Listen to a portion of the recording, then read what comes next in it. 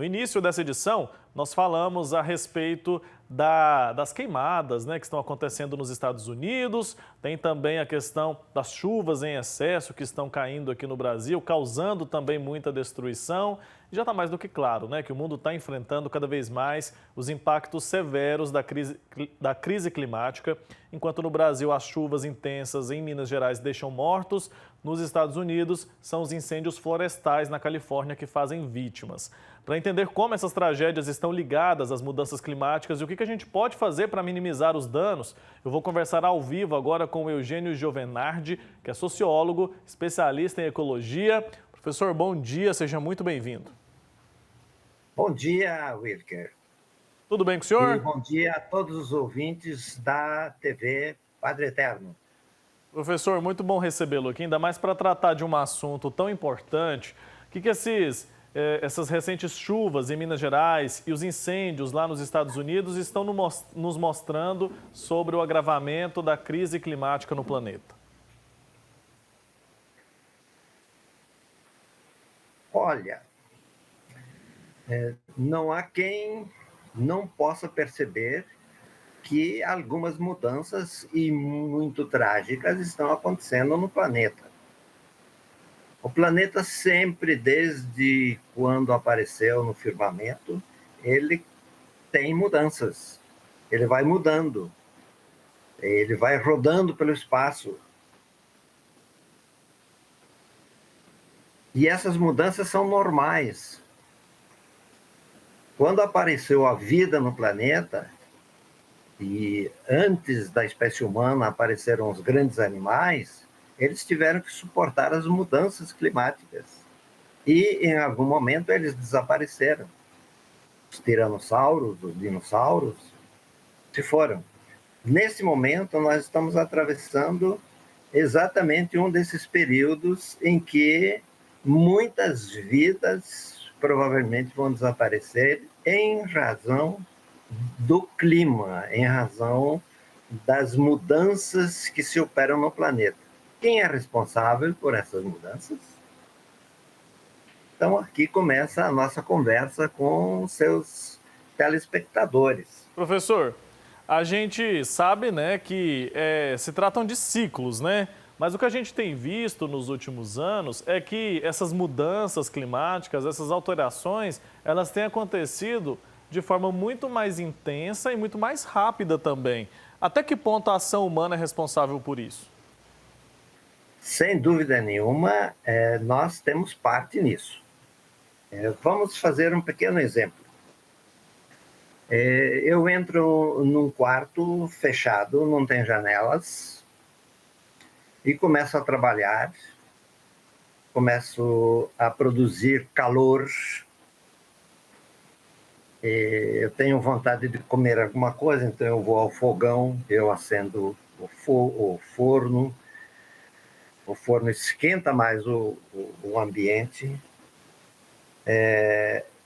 Eu resolvo fritar um ovo, o ovo exala o seu perfume natural, eu estou preparando a alimentação para o meu corpo, e aos poucos eu vou sentindo que eu me sinto cansado e começo a suar.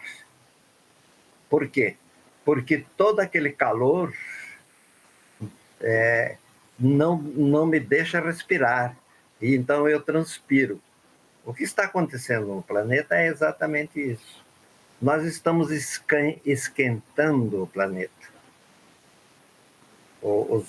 Os incêndios do Pantanal, os da Califórnia, os incêndios na África, a queima de combustível fóssil, as guerras que derrubam prédios e jogam fumaça no ar, tudo isso está causando um aquecimento do planeta. E o planeta, então, começa a suar. Qual é a forma de suar do planeta? São aquelas nuvens que se levantam do mar e caem, como no nosso corpo, desce o suor pelo rosto, me encharca a camisa e eu começo a me sentir mal. É o que está acontecendo no planeta. Então, eu diria que são três grandes causas que produzem o aquecimento e esse aquecimento faz o planeta suar. E o suor do planeta não é brincadeira. Não é O suor do brincadeira, né? planeta. Nós vimos aqui no início dessa edição, assim que nós começamos o jornal, que a situação, de fato, não se trata de uma brincadeira. Professor, na opinião do senhor, tem como a gente reverter esse prejuízo? Tem como a gente recuperar aquilo que foi perdido? É muito difícil recuperar o que se perde. Há três grandes aspectos que a gente tem que prestar bem atenção. Primeiro é a população mundial. A população mundial precisa comer e precisa beber. São 8 bilhões de pessoas no planeta. São 302 milhões aqui no Brasil. Todos nós precisamos comer e beber. Olha bem, a população mundial consome 8 bilhões de quilos de comida por dia. Quem é que produz esta comida? Em todos os países do mundo se produz comida. E no Brasil, especialmente, se produz muita comida e nós dizemos que estamos alimentando 1 milhão de pessoas, 1 bilhão de pessoas lá fora. O que nós estamos usando para produzir comida? Água.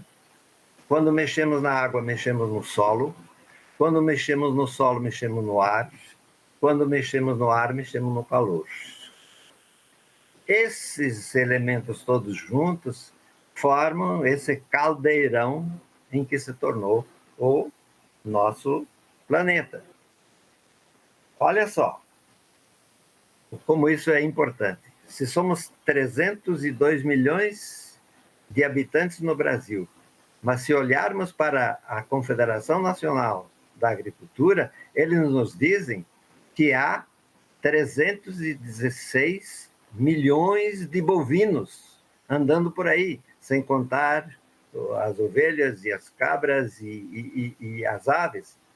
Muito bem, uma pessoa consome por dia 3 litros de água, mas um bovino consome 30 litros. Então, se multiplica isso, é uma avalanche de elementos que jogamos no ar e, com isso, o planeta sua. O planeta não sabe o que fazer com tanto calor. É isso? E o que a gente pode fazer como sociedade para minimizar esses impactos aí que são tão fortes? A melhor maneira de diminuir o calor do planeta é o verde, é respeitar a natureza. A natureza sabe como funcionam as coisas. Então, a primeira medida é deixar de cortar árvores, é deixar de incendiar o planeta. E quando nós precisamos de alimentos, nós temos que pensar que menos gente consome menos produtos. Então, há também um cuidado internacional para que a espécie humana controle o próprio crescimento da sua população, para sermos racionais. E, com isso, eu espero que a COP30, com a presença especialmente deste grande cientista que é o Carlos Nobre, possa nos dar as linhas, e uma das linhas principais é o que se propõe sempre: reflorestar o planeta e deixar de queimar combustível fóssil. Essa é a nossa preocupação. E isso tem que ser feito com sabedoria. Nós perdemos um pouco a sanidade mental porque queremos acumular bens, e para acumular bens nós temos que destruir a natureza, e essa é uma insanidade. É uma insanidade porque não é sustentável, né? Vai chegar num ponto que a gente não vai conseguir mais lidar com isso. E o nosso único lugar para viver é esse planeta aqui. A gente ainda não tem a possibilidade de ir para outro lugar, não.